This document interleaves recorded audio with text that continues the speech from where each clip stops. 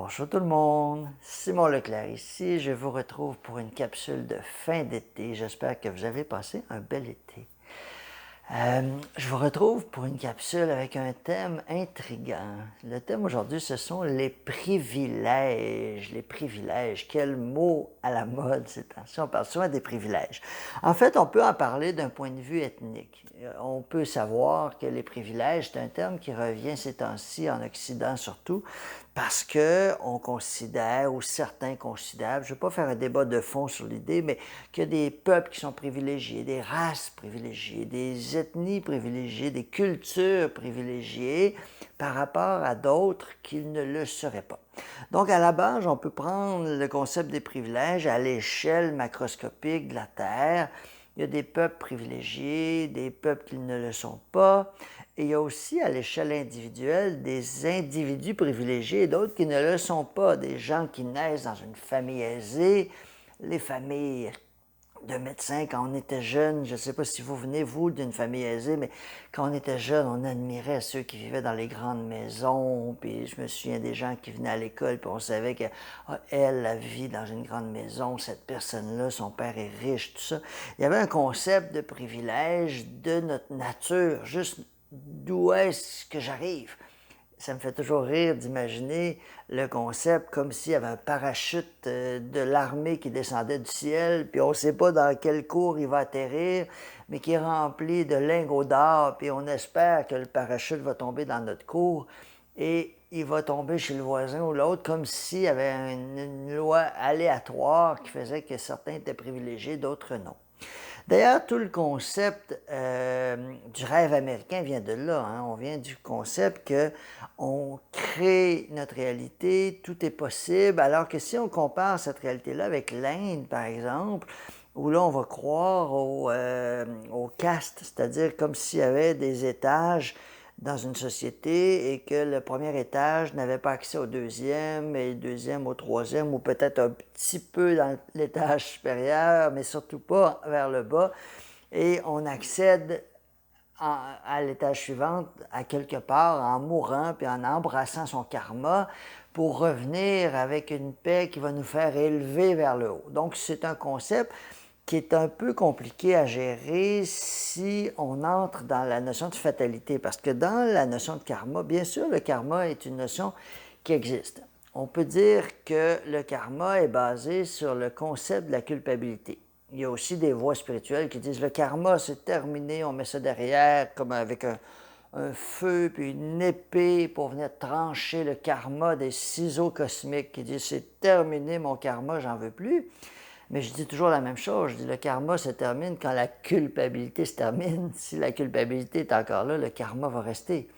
Le problème, c'est que les éléments de culpabilité viennent d'ailleurs. Donc, on ne se souvient pas qu'on se sent coupable envers notre cousine, mais à chaque fois qu'on voit la cousine qui va pas bien, on veut toujours l'aider, puis on ne comprend pas pourquoi, mais mon Dieu, qu'il faut qu'elle est toujours dans le trouble, il faut l'aider, faut faire une page spéciale Facebook pour trouver des fonds parce qu'elle a de la difficulté, puis bon, voyez-vous le concept? Donc, on se retrouve dans des relations comme ça où on ne sait pas pourquoi, mais il y a quelqu'un qu'on doit sauver, qu'on doit sortir du trouble. Et ça, c'est souvent des liens karmiques. C'est des liens karmiques qui nous rappellent qu'à quelque part, cette personne-là, on l'a négligée, on est peut-être parti avec son mari, sa conjointe, on avait beaucoup de sous, on est allé acheter une terre agricole que ces gens-là avaient de père en fils et qu'on a récupéré pour une poignée de pain parce qu'ils ont fait faillite. Bon, vous voyez le concept, ils ont tout perdu, puis là, on a racheté avec des privilèges leurs acquis parce qu'on s'est dit, tant pis pour eux, il y avait juste à mieux s'organiser. On part avec l'argent, puis on part avec les privilèges. Et voyez-vous que là, la notion de privilège commence à avoir un sens un petit peu différent. C'est-à-dire, oui, il y a les privilèges du parachute de l'armée qui tombe dans la cour d'un ou de l'autre, ou l'enfant qui naît dans la famille de médecins, puis tout d'un coup, tous les privilèges lui sont accordés. Puis ça ne veut pas dire que parce que les parents sont aisés qu'ils vont donner tout aux enfants, mais on peut imaginer que ça va être plus facile, du moins financièrement. Il peut y avoir aussi des squelettes dans les placards, là, donc on comprend que c'est pas toujours rose. Mais je parle des privilèges vraiment dans le sens de sentir que la vie nous soutient dans notre élan. Donc on pourrait dire que quelqu'un qui vient d'une famille aisée va souvent avoir une plus grande facilité à croire qu'il est capable ou qu'elle est capable, cette personne-là, d'accéder à une abondance et à une légèreté. Souvent, pourquoi? Parce que on l'a appris très jeune, dès le berceau, là, on ressent que l'abondance, c'est quelque chose qui est facile. On reçoit dans un legs générationnel, on voit notre père, notre mère, on voit les gens autour de nous, la famille, qui y croient. Donc, c'est plus facile que quelqu'un qui vient d'un milieu très, très modeste, très pauvre, de croire qu'il peut s'en sortir. Mais la notion de karma à la manière indienne me rend un peu mal à l'aise dans le sens que, ben je l'accepte évidemment, là, je ne suis pas là pour juger le peuple, mais il me met mal à l'aise parce qu'il induit une notion de fatalité et d'impossibilité, comme si le karma était une fatalité immuable. C'est comme ça, c'est ton karma, tu ne peux rien y faire.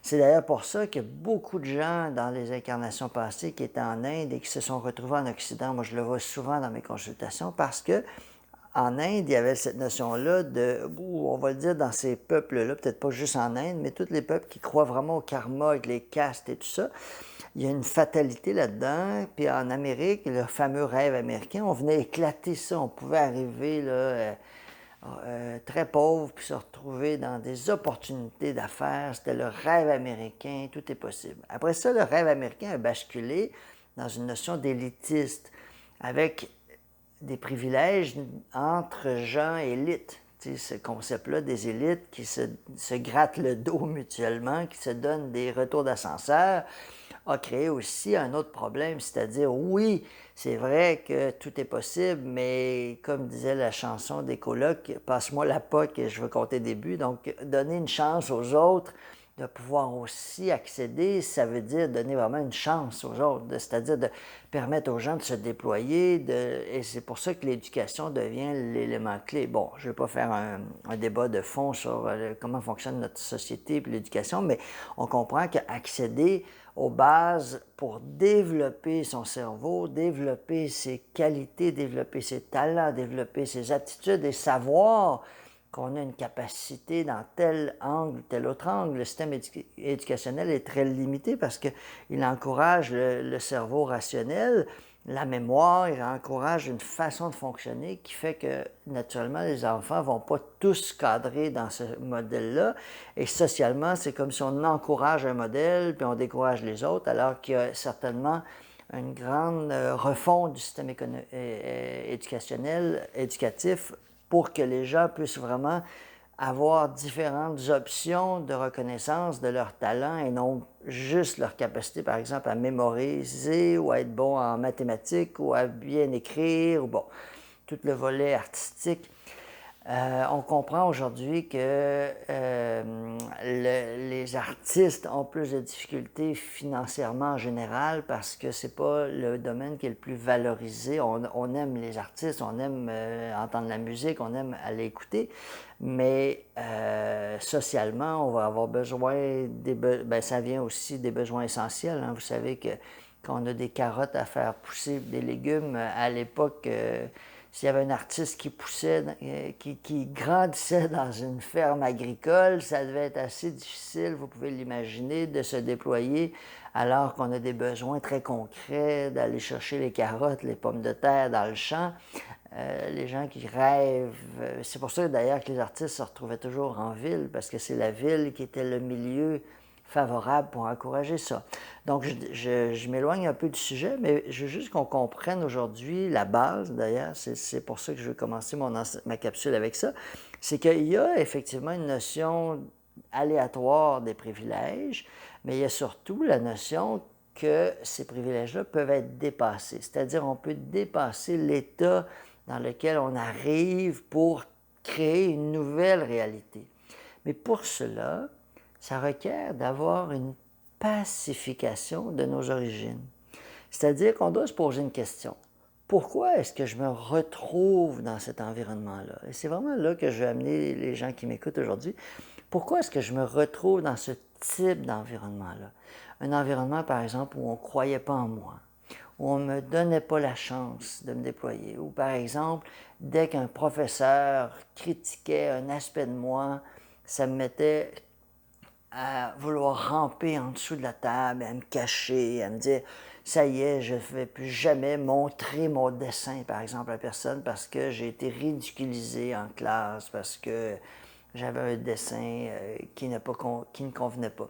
J'ai un exemple dans mon livre où il y avait quelqu'un qui apprenait la danse, puis qui était passionnée par la danse et elle avait gagné un concours et tout ça. Et le lendemain, ça passait dans le journal local. Le lendemain, le professeur avait lu l'article devant tout le monde. Bravo à cette personne-là, en ajoutant une phrase un peu sournoise qui disait en espérant que tu aies aussi autant d'attention dans tes notes académiques que dans la pratique de ton art, quelque chose comme ça qui avait déstabilisé la personne au point, parce que tout le monde était parti à rire, au point qu'elle avait arrêté. Elle avait arrêté son art. Donc, la question qu'on doit se poser, c'est si mon milieu n'est pas favorable, si je n'ai pas appris jeune à me déployer, bien sûr, je peux décider là, de relever mes manches puis dire là, je vais redoubler d'efforts, le rêve américain, tout est possible, j'avance. Mais en amont, il y a une question à se poser, c'est si je n'ai pas créé un environnement favorisant mon déploiement, qu'est-ce qu'il y a par rapport à mon déploiement qui me met en déséquilibre? En d'autres termes, quelle est la partie de moi qui résiste à me déployer? C'est parce que j'ai une partie de moi qui résiste à me déployer que je ne vais pas créer un environnement d'accueil qui va m'encourager à me déployer. Il y a beaucoup de gens qui viennent me voir et qui me disent « Mes parents ne croyaient pas en moi, oh, ils voulaient tellement me baliser, puis je voulais pas, puis j'étais rebelle, puis ça me convenait pas, et tout ça. » Puis bien sûr, ça réveille un feu, puis souvent on fait l'inverse de nos parents. Donc, si les parents veulent qu'on tourne à gauche, on s'en va à droite. Pourquoi? Parce qu'il y a une rébellion naturelle dans l'être humain, surtout à l'adolescence. On veut exister. Mais en même temps, une fois qu'on est rendu à droite, puis qu'on a bien vu que nos parents voulaient aller à gauche, souvent, c'est qu'on s'en va à droite, mais on ne se sent pas soutenu. On sent qu'il nous manque une base. Pourquoi? Parce qu'on est en réaction. On est en réaction envers la partie de nos parents qui ne croient pas en nous. Mais la vraie question qu'on doit se poser, c'est pourquoi je traîne ça dans mes valises? Parce que si je fais juste en vouloir à mes parents, je vais tourner en rond. Je veux dire, les parents, ils font ce qu'ils peuvent. Comme si vous êtes parent, vous faites ce que vous pouvez avec vos outils. C'est comme si on jouait une partie de cartes, puis on a chacun des cartes dans nos mains. Il y en a qui ont des atouts, il y en a qui n'en ont pas. Mais une fois qu'on est rendu autour de la table, on fait tous notre possible, tout le monde. Alors, même si quelqu'un n'a pas pu donner ce qu'il pouvait, c'est ce qu'il a pu faire dans les circonstances. Donc, de reprocher à nos parents, puis aux gens qui nous ont mal accueillis, puis à l'école, puis à nos professeurs, ça nous maintient dans une loupe temporelle qui fait qu'on ne peut pas sortir. Mais en même temps, une fois qu'on est sorti, puis qu'on sort, puis on relève nos manches, comme je le dis, puis on dit « c'est là que je m'en vais », bien, il faut comprendre que cette notion-là de privilège va aussi nous ralentir si je n'arrive pas à me poser cette vraie question-là qui dit quelle est la partie de moi qui résiste à mon déploiement. Là où je m'en viens avec les privilèges, c'est que les privilèges sont associés à des gens qui ont des bénéfices versus d'autres qui n'en ont pas. Puis il y a aussi dans la notion du chemin spirituel la compréhension qu'on crée notre réalité. Donc les privilèges, je les crée moi-même. Je me crée l'opportunité, mais souvent, et c'est là que je vais vous amener, il y a des vies où les privilèges ont été accaparés. On est allé chercher des bénéfices. On a marché sur la tête des autres. On a décidé qu'on pouvait s'autoproclamer le roi de la montagne parce qu'il y avait d'autres qui n'avaient pas couru assez vite pour aller se rendre au sommet. Puis nous, on avait des bonnes jambes, on a couru, c'est symbolique, vous comprenez, mais on avait des bonnes jambes et on a couru jusqu'en haut, qui fait que là, je suis rendu le roi ou la reine de la montagne, puis là, j'ai profité de mes privilèges, puis j'ai abusé, puis j'ai distorsionné la réalité, puis j'ai profité. Et à ce moment-là, les privilèges vont être associés à quelque chose de pesant à porter, un poids dans mes énergies, comme si je me promenais avec un sac à dos qui disait je ne mérite pas d'avoir des privilèges. Pourquoi je ne mérite pas? Les gens vont dire, oui, mais on l'a tout fait. Pourquoi est-ce qu'il faudrait se culpabiliser d'avoir déjà été le roi de la montagne puis d'avoir profité de mes privilèges? La notion doit s'inclure avec la notion d'amour. C'est-à-dire que l'univers est composé de deux énergies, la conscience et l'amour, l'omniscience et l'amour. L'omniscience, on l'associe au principe masculin. L'amour, on l'associe au principe féminin. On dit que l'univers est conscience et amour, deux énergies en une. Puis pour créer la dimension de la dualité, bien, ces énergies-là ont pris chacun leur côté. On pourrait dire qu'elles se sont séparées. C'est ce qui crée la dualité. Donc, dans la dualité, l'amour est quelque chose qui n'est pas implicite à la dualité. On doit le retrouver. C'est-à-dire que naturellement, on est séparés, on ne se sent pas unis les uns les autres. On doit le reproduire. On doit créer à l'intérieur de nous l'élan, l'ouverture à me sentir uni, parce que je peux aussi m'en aller dans le fond d'une grotte comme un ermite, puis fermer les volets, puis m'enfermer. Puis à ce moment-là, je ne sentirai pas la connexion avec les autres. Donc, la notion d'amour fait en sorte que sur Terre, on se relie à l'autre. Et si je me relie à l'autre, pensez aux fameux commandements, les 10 commandements, mais pour moi, il y en a juste un qui est le vrai commandement, c'est ne fais pas à l'autre ce que tu ne veux pas qu'on te fasse.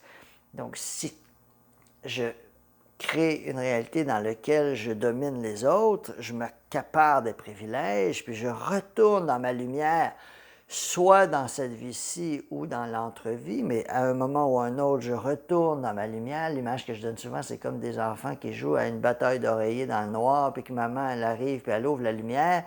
Tout d'un coup, la lumière vient d'arriver, on voit le bordel qu'il y a partout, puis là, on dit « Oh my God! » Et ça, cette notion-là de la lumière qui arrive, c'est l'ouverture du cœur. Mais quand le cœur ouvre, automatiquement, on se met à ressentir l'autre. Et quand je ressens l'autre, bien, je ressens tout ce que j'ai créé chez l'autre. Et c'est ça qui va faire qu'une partie de moi va se dire « OK, ça serait plus intéressant de réduire les privilèges, d'avoir retrouvé de l'humilité, de retrouver la compréhension que la prochaine fois que je serai avec des acquis, j'ai plus de sensibilité envers les autres. » Et ça nous amène à de la compassion. La compassion d'abord envers soi et envers les autres qui vivent la détresse. Ça ne veut pas dire qu'il faut sauver tout le monde. Il y a une grande distinction entre aider ceux qui sont prêts à recevoir l'aide et sauver tout le monde par culpabilité. On n'est pas dans le sauveur, là. On est juste dans la notion d'être connecté aux autres, de donner la chance, comme on a dit un peu plus tôt, aux autres, d'évoluer eux aussi, de sortir d'une situation compliquée, parce qu'ils ont ouvert l'espace à l'intérieur d'eux pour recevoir ce changement-là. Et naturellement, nous, on arrive peut-être comme une réponse à ce changement-là, mais c'est énergétique. Eux, ils ont créé l'ouverture et nous, on arrive avec la réponse, avec l'offre, le soutien, l'aide financière, peu importe la façon. Mais tout d'un coup, on arrive avec de l'aide et cette personne-là est prête à la recevoir. Donc, ça, c'est la connexion naturelle. On ne parle pas de sortir et d'aider tout le monde, tout le temps, de jamais s'écouter.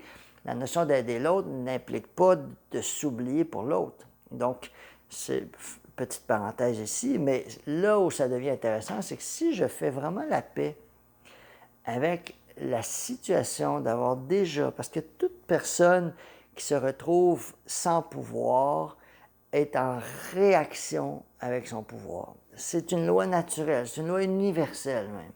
Sur Terre, l'abondance est naturelle. L'abondance vient, les légumes, si on ne les cueille pas, ils vont retomber dans la matière. Les pommes, si je ne les prends pas, elles vont tomber au sol. Elles vont refaire du compost. La nature, la vie dans l'univers est abondante. La notion d'abondance dans nos sociétés occidentales implique de connaître qui on est.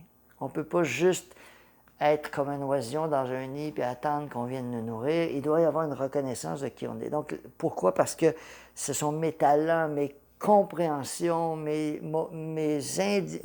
dimensions uniques, individuelles, qui vont m'amener vers l'avant à pouvoir me déployer et en me déployant, à gagner ma vie, bon, tout ce qui vient avec. Donc, la reconnaissance de qui on est directement en lien avec l'abondance. Après ça, vous allez me dire, il y a des opportunités, on a dit tout à l'heure les privilèges, donnez-moi la chance de me démarquer, puis je vais le faire. Donc, il y a aussi ça, on l'a compris, mais il faut comprendre que ça, c'est la version extérieure. Mais la version extérieure, elle existe parce qu'à l'intérieur de moi, j'ai déposé la base. Et cette base-là, pour moi, c'est se donner la permission.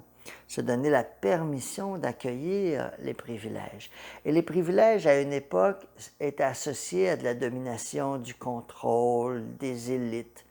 Alors que dans le Nouveau Monde, pour moi, les privilèges, ce ne sont pas des notions de mérite, qui est en haut, qui est en bas, mais de se donner des opportunités. Donc, en d'autres termes, les privilèges vont devenir des opportunités, des occasions où l'abondance devient le reflet extérieur d'une reconnaissance de ma légitimité à recevoir l'abondance.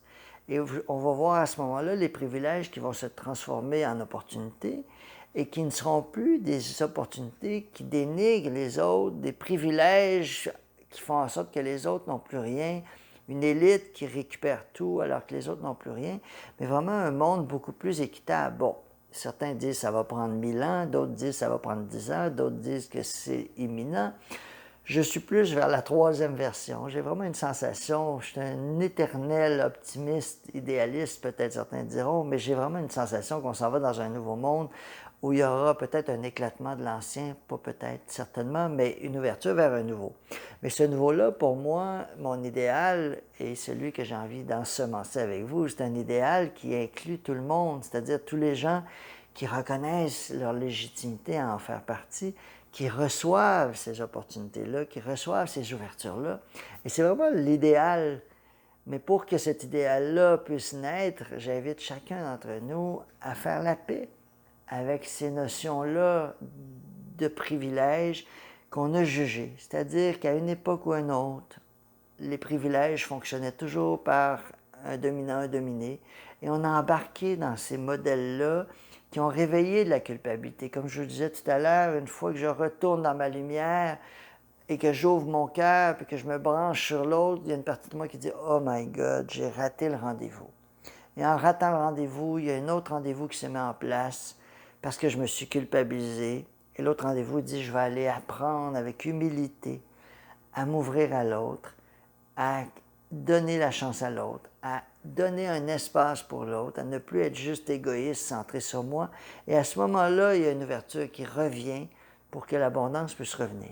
Après ça, l'abondance, elle est aussi énergétique. Donc, comme je le disais tout à l'heure, l'idée, c'est pas de se promener puis d'aider tout le monde à l'abondance, tout simplement parce que l'abondance ne tiendra pas sur quelqu'un qui ne l'a pas déposé en lui, en elle. Donc, il y a une notion d'ouverture. On peut devenir un modèle, mais l'idée de l'abondance, c'est quelque chose qui se crée individuellement, inspiré par les uns les autres. Donc, cette notion d'opportunité, je nous la souhaite tous et je vous invite chacun qui reçoit ce message-là à prendre un moment. Si vous sentez que vous êtes coincé dans cette ouverture-là aux opportunités, qui étaient des privilèges, qui deviennent des opportunités, si vous sentez que vous êtes limité dans ce voyage-là, prenez un moment intérieurement pour faire la paix avec une partie de vous qui a déjà absorber, siphonner les ressources autour de vous et qui en a peut-être fait des privilèges au-dessus des autres. Faites la paix avec ce volet-là. Faites la paix. Acceptez intérieurement que ça a déjà existé.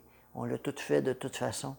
Que vous avez déjà vécu ou mangé de ce pain-là, comme on dit. Faites la paix avec cette version-là. Allez la ressentir. Ressentez une culpabilité. Ressentez la partie de vous qui se tape sur la tête. Ressentez-le, donnez-lui un espace et graduellement, vous allez voir, l'énergie va changer. Et là, quand vous allez être en mode regarder vers les opportunités vont s'installer comme quelque chose qui est légitime et qui peut facilement être reçu, accepté, accueilli et vécu. Voilà. Je vous souhaite une très belle fin d'été. J'avais envie de vous partager cette capsule pour donner un ton à l'automne qui s'en vient, la rentrée. J'aime bien que la rentrée soit associée à des projets ou à des idées. Et j'invite à contempler le thème de cette capsule-ci aujourd'hui pour mieux vous accompagner vers cette rentrée. Si j'avais envie, mon calendrier d'automne est sorti sur mon site. Si vous recevez l'infolette, j'allais l'avoir passé aussi. Alors, je vais donner l'atelier Redevenir souverain cet automne à 2 reprises, une fois en présentiel chez moi, une fois sur Zoom. Il y a aussi la formation continue qui se poursuit. Ça va être au mois de novembre et je continue les consultations individuelles. C'est toujours un plaisir pour moi de vous accompagner en individuel. Alors, vous aurez toutes les informations sur mon site Internet. Alors, je vous souhaite une très belle journée et au plaisir.